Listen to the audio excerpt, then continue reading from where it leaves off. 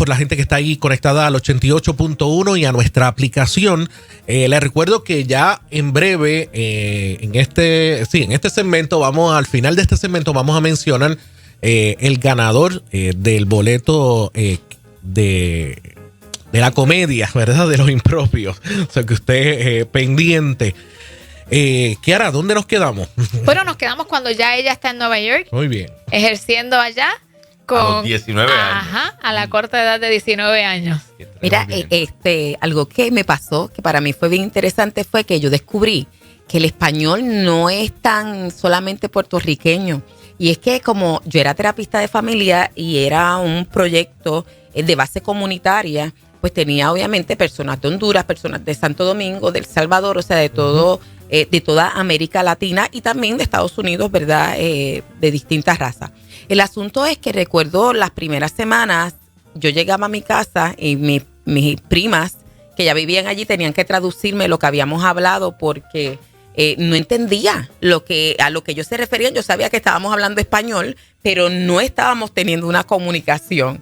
Entonces me decían, no, pues los dominicanos le dicen hacia esto, los hondureños aquello. Yeah. Y eso fue una parte bien interesante para mí de esa primera semana, aprender a comunicarnos, ¿verdad? Con las personas que podrían ser, que son de habla hispana, pero no necesariamente nos referimos en los mismos términos, ¿verdad? No significan lo mismo. En ese espacio, hablando de esa línea de tiempo entre que inicia la universidad, toma un receso, nos estaba contando de que tuvo algunas experiencias que de alguna forma también influenciaron para tener este encuentro con Dios. Pues mira, yo antes de ir para allá me había convertido al Señor. El asunto fue que allá ¿En qué tiempo? Me aparté. Estamos hablando de mi adolescencia. Y allá me aparté por lo siguiente. Voy a contar esto con mucho dolor, pero lo voy a compartir. Yo salí entonces de la iglesia cristiana y misionera de Arecibo. Cuando voy a Estados Unidos, pues obviamente busco una iglesia del mismo concilio. El asunto es que hay unas expresiones de la pastora dirigida a un aspecto de celos con relación, ¿verdad?, a alguien que estaba llegando. Y aunque me dijeron que no era, yo tengo que decir que a mi edad yo sentí que tenía que ver conmigo, ¿verdad? Y entonces ahí eso provocó que entonces yo hablamos de una persona que no tiene toda la capacidad de 19 años. Claro. Se alejó. Me alejé y no me habían enseñado algo que para mí fue sumamente importante en este tiempo, a mantener una vida de relación con el Espíritu Santo. Yo creo que eso fue lo que provocó que yo me pudiera apartar. Si yo hubiese sabido cómo relacionarme con el Señor, pues con toda posibilidad el Señor me hubiera podido dirigir a otro lugar y ya. Si era eso, o simplemente decirme, no, esto no tiene nada que ver contigo y te quedas ahí y ya. Pero eso fue lo que pasó. Así que me aparté a la edad de 19 años, me aparté. No regreso hasta el Señor hasta mucho tiempo después, hasta 14 años después. 14 años después. Entonces, cuando hablamos de 14 años después, quiere decir que usted regresa a la universidad, ¿cuándo? Yo regreso a la universidad 4 años después de estar en Estados Unidos. ¿Qué pasó para volver a regresar? Bueno, la realidad es que yo siempre había querido estudiar Derecho y quería estudiar Derecho en Puerto Rico. Ajá, en esos primeros 2 años me entretuve mi papá, que se había ido a Estados Unidos para poder mandar dinerito, para poder costear, ¿verdad?, el hospedaje, etcétera. Está viviendo en New Jersey, yo estoy en Nueva York, me acuerdo que va y me dice, Ada, ¿cuándo tú vas a regresar? Y entonces yo le dije, no, papi, no te preocupes. Regresa a Puerto Rico. Estaba también mi hermana todavía acá estudiando, ya menor que yo, 5 años y medio. Le dije, vete, yo me encargo de ahorrar con lo que esté generando y yo me encargo de esa parte de mi educación. No te preocupes, te puedes ir. Entonces papi regresó. Solicité y me aceptaron tanto en la Inter como en la UPR, pero yo quería estudiar en la UPI, así que regreso a los 4 años, regresé, ya entendiendo que era el momento. Lo que quería preguntar en la dirección, basado en lo que escuchamos previamente de primera entrevista, ¿tenías toda la capacidad para poder ingresar a alguna escuela de Derecho en Nueva York o en cualquier parte de Estados Unidos? ¿Por qué tenías que hacer esa pregunta? Vamos a ver si vamos en la misma. ¿Por qué eliges formar entonces tu carrera, ¿verdad?, en Derecho en Puerto Rico. Te voy a decir más. La realidad es que mientras estoy como trabajadora social, la entidad Know Your Family Hospital pues brindaba una beca para que nosotros pudiéramos seguir, por ejemplo, maestría en trabajo. Tenía que estar relacionada obviamente a la posición, pero en el Columbia, en la Universidad de Columbia, tenían un Dual Degree Program, ¿verdad? Es un programa para doble grado. Lo cierto es que yo no me orienté, volvemos, la juventud, ¿verdad? Yo no me orienté de a dónde me habían aceptado porque yo solicité esta semana y la semana que viene ya me dijeron que me habían aceptado. Se reúne conmigo toda esta batería de profesores, de cómo ellos estaban tan entusiasmados con que yo hubiese considerado el Columbia y todo eso, y con una mentalidad, porque no le pregunté a nadie, por eso la importancia de los jóvenes pedir consejo y averiguar. Yo dije, porque ellos tendrán tanto interés. Pues no debe ser que es muy bueno el lugar. Realmente no le pregunté ni siquiera a mis jefes. Dios mío. Yeah. Y después que hice la prematrícula, nunca fui. Y dije, no, yo me voy para Puerto Rico. Siempre mi idea ha sido estudiar en Puerto Rico. ¿Qué pasa? Un año después de estar estudiando en la universidad, en el coffee break están unos compañeros y ellos están hablando de lo difícil que se les hizo ser considerados por la Universidad Columbia.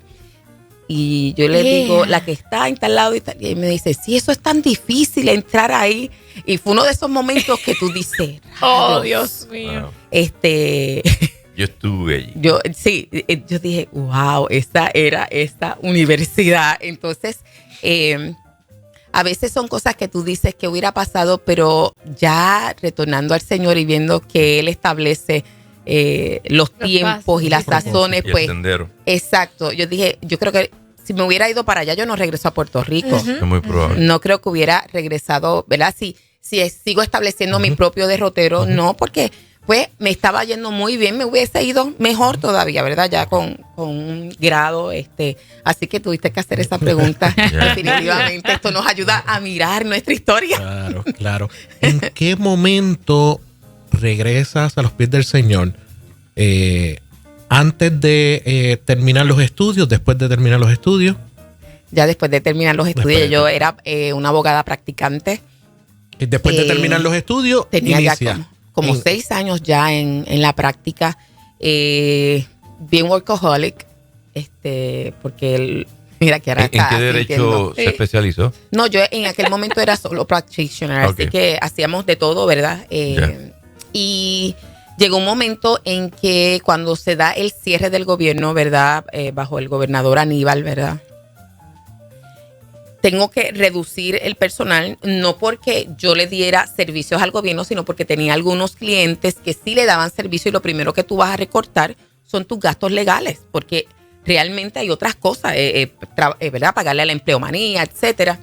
Y yo tuve que reducir entonces el personal. Yo entraba a las 4:30 de la mañana y salía a las 11 de la noche. Vamos a detenerlo ahí. En ese momento, o un poquito antes de que sucediera eso, ¿usted pensaba que en algún momento iba a entrar en el ámbito político? ¿Ya había algo así? No tenía nada. Oh, por favor. En ese momento nada. No. Perdóname, todavía hoy día esto se me hace sumamente difícil. Pues es la realidad. Oh, sí. Porque, pero en aquel momento ni idea, tan Ni siquiera. remota, yo había hecho un voto y el primer voto, ¿verdad? No quiero lacerar aquí preferencia, pero mi primer voto tengo que agradecerle a Sila Calderón que me hizo votar en contra de ella, porque a mí no me interesaba la política, pero en el lugar donde yo estaba éramos abogados de las aseguradoras de varios municipios y yo conocía que la administración de ella en el municipio de San Juan no era buena. Así que ella iba a ser la primera gobernadora en Puerto Rico. Yo dije, ella no va a administrar bien. Entonces eso me llevó a mí a activarme en la política en ese sentido como electora, ¿verdad? Claro. Como electora, Claro. como electora. Interesada en hacer un voto. Como electora en hacer un voto que garantizara que ella no entrara por el aspecto de conocer ese ámbito, Okay, ¿verdad? Administrativo. Vamos a dejar entonces esa parte ahí y regresemos a ese punto donde hay el shutdown en el gobierno. Y eso mismo fue lo que me pasó, que después de estar trabajando tanto, mi cuerpo tuvo un shutdown. Yo me acuerdo que me desperté un día y simplemente yo no se me movía nada. Tuve 2 semanas en cama porque el burnout fue brutal.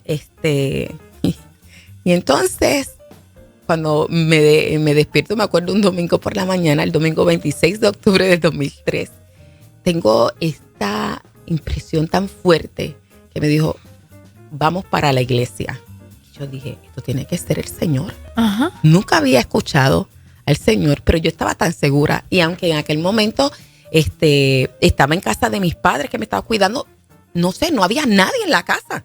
Eso era bien raro, porque en casa de mis papás siempre hay gente, y por lo menos ellos. Y entonces me bañé, me vestí y me fui a la última iglesia que había visitado. Esto fue en octubre, en el mes de abril, que era Semana Santa, porque unos clientes nos habían invitado, pero ellos de verdad no tenían fe. Imagínate si no tenían fe que nosotros llegamos Viernes Santo y ellos no estaban.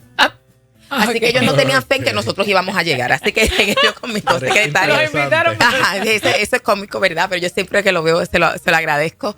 Y entonces yo dije, pues debe ser ahí. Y me acuerdo que llegué y cuando iba por el camino, yo dije, porque yo me había convencido en los meses anteriores que yo me iba a quedar atrás.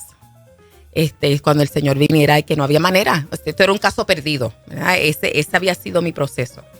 Habíamos estado estudiando la Biblia y yo estaba buscando todas las razones por las que realmente esto era un caso perdido, esto no había manera de arreglarlo. Y bueno, y entonces cuando yo vi de camino, digo, Señor, ¿cómo?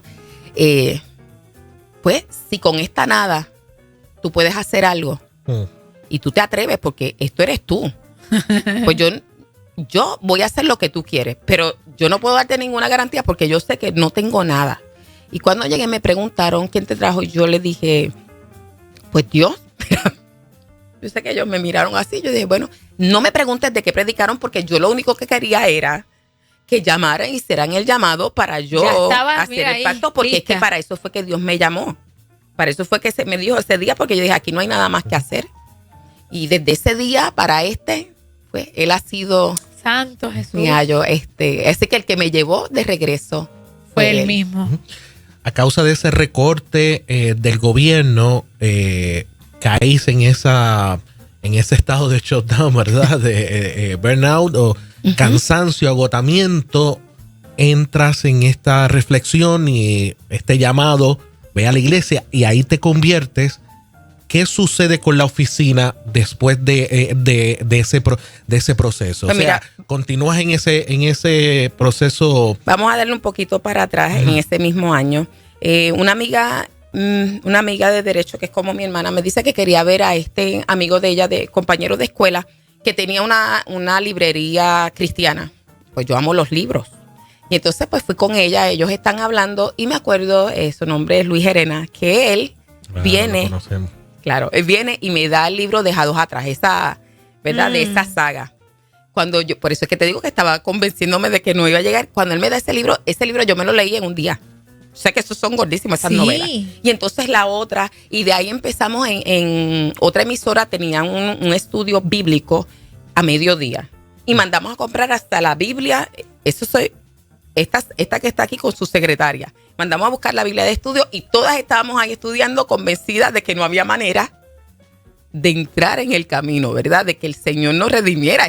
Por eso es que yo puedo entender cuando hablamos de la gente que se aparta, que no tiene una relación, lo difícil que se puede hacer. Ustedes estaban en la posición de fiscal de ella misma. De ella misma. Y el abogado por excelencia estaba diciendo, dele, sigan por ahí. Sí, exactamente. Y entonces todo eso que tiene que ver con, ¿verdad? Con el último tiempo. Y cuando fuimos, porque yo fui con mis secretarias ese día, Viernes Santo, se convirtieron sobre 40 personas.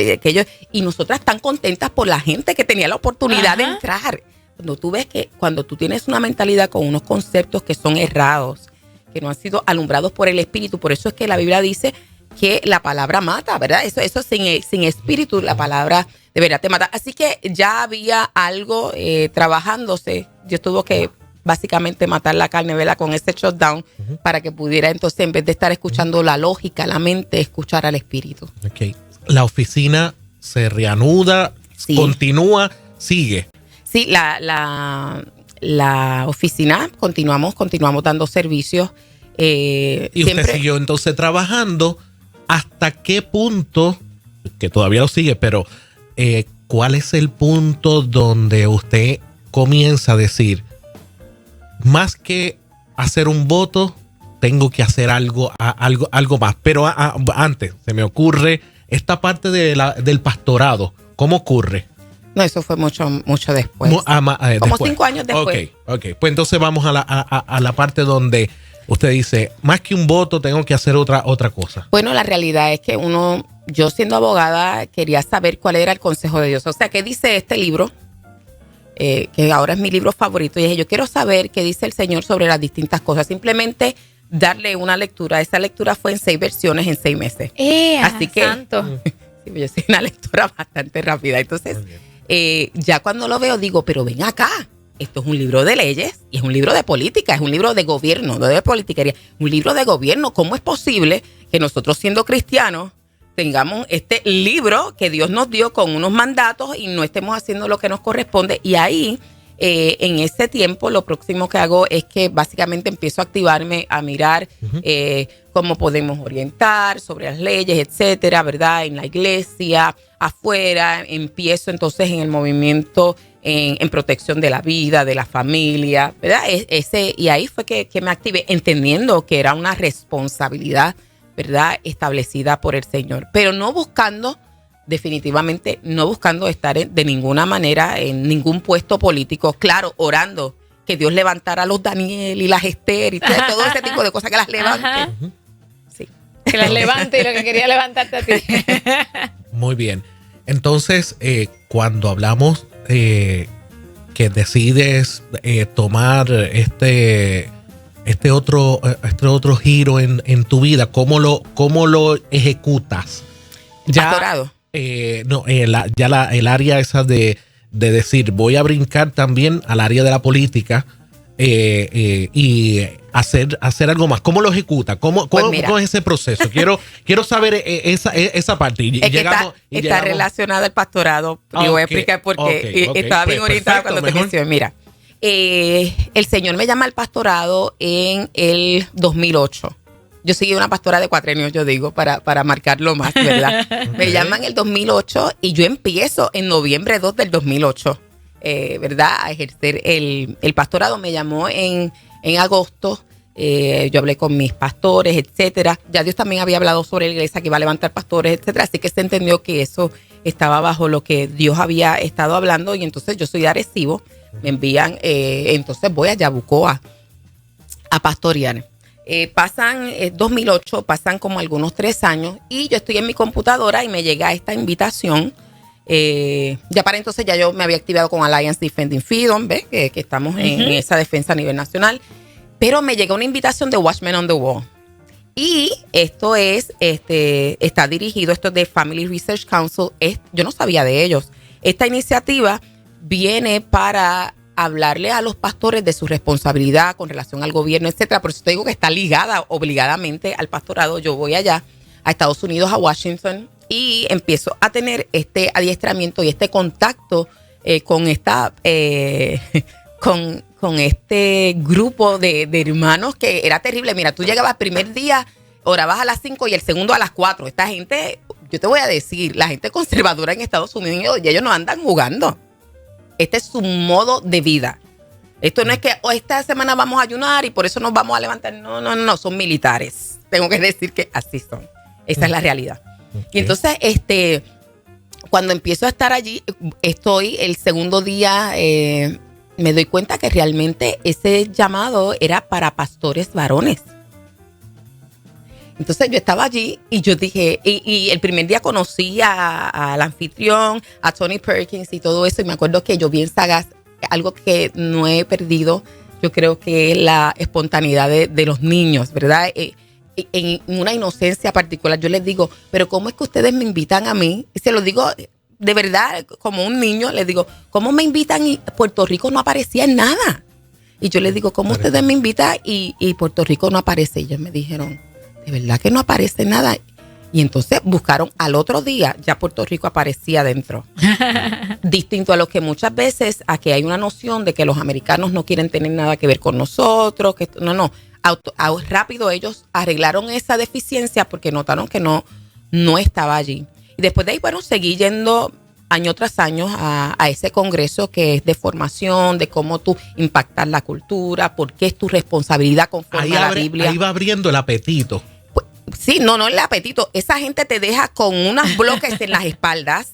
Porque es la así. carga de hacer algo al respecto. Y lo que te dicen básicamente es que cuando tú estés delante del Señor, ¿qué tú vas a decir? Porque si Dios fue el que te puso en el pastorado, Él también, ¿verdad? Estas son las implicaciones que tiene. Entonces, sí, más que un despertar, es una responsabilidad, porque acuérdate, esto es como todo, según el Señor nos va alumbrando, pues, al más que se le da, pues más se le exige. demanda. Sí, claro. señor. Pero de alguna forma tiene que uno sentir de alguna forma esa pasión, ¿verdad? Tiene que abrirse, como dije, ese apetito. O sea, me gusta la radio, no estoy aquí por obligación, porque me pesa, me gusta. O sea, hay algo ahí que tiene que nacer. Es que la pasión es por la gente. Okay. Sí. La pasión es por la gente. Es que cuando tú miras la política desde el ente bíblico, exacto, tu pasión es por la gente, es por cuidar a tu prójimo. ¿Ves? Es por asegurar que las cosas se canalizan de una manera ordenada, que están bien, que se atienden las necesidades, que te ocupas del vulnerable. Entonces no se trata de tener pasión por el gobierno, se trata de tener pasión por la gente. Cuando tienes pasión por la gente, tú te mueves a hacer lo que tienes que hacer. Si tú tienes hijos, la pasión por tus hijos, el amor que le tienes, es el que te hace levantarte tempranito por la mañana a atenderlos. Y ese, viendo también el deterioro versus lo que usted está absorbiendo, y va viendo la diferencia. Me imagino que en algún momento usted dice, oye, tengo que hacer aquí hay algo que yo puedo hacer, que tengo las herramientas que Dios me ha dotado. Claro. Por eso es que en el 2008 yo presidía Coalición Ciudadana en Defensa de la Familia, ¿verdad? Que es parte de eso. ¿Ves? Ahí no estamos aspirando a ninguna posición, pero esos son movimientos que son, ¿verdad? De gobernanza. Exacto. Sí. Y estábamos ahí buscando que no se impusiera la ideología de género, ¿verdad? En las escuelas. Vamos a finalizar este segmento. No en este segmento. Vamos a coger tiempo extra. Tiempo extra. Simplemente finalizamos este segmento mencionando los ganadores, por si se nos desconectan alguna gente ahora a las 10, pero identificamos y regresamos. No voy a detener esta entrevista. la vamos a continuar si la licenciada me regala unos minutos extra. Te van a pedir tiempo igual los demás. Ay. Me voy a meter en lío. Me voy a meter en lío, es cierto. Pero vale la pena. Definitivamente creo que aquí hay detalles que creo que hay que hablar. Debemos de dialogarlo y conocerlo. Bueno, Kiara, vamos a cambiar el ambiente un poquito y dime quién ganó. El ganadora del evento 30 de septiembre, Centro de Bellas Artes de Caguas. Eso es. Los Impropios. Con 2 boletitos se los lleva para el pueblo de Junco. Eso es. Y la persona se llama Lilian Torres. Eso es. Muy bien, ahí está. Felicidades, Lilian. Lilian, te bendigo, y ya ahí tiene 2 boletitos para que tú vayas con un acompañante este próximo 30 de septiembre a ver Los Impropios. Te vas a reír. Ay, la vamos a pasar muy bien. Es más, yo quiero conocerte, Lilian. Sí, allí. Yo voy a estar allí, va a estar todo el equipo de 88.1. Voy a ver si me llevo a Danora para allá también con su esposito. Que por cierto, hablando de esposito, hay un detalle que se nos ha escapado. ¿Cuándo fue que se casó? ¿Cómo conoció ese hombre que están de tanta ayuda? A su amado. O que mire, usted pendiente, no vamos a terminar, simplemente vamos a una pausa y regresamos con la historia de la licenciada Adanora Enríquez. No se quite nadie.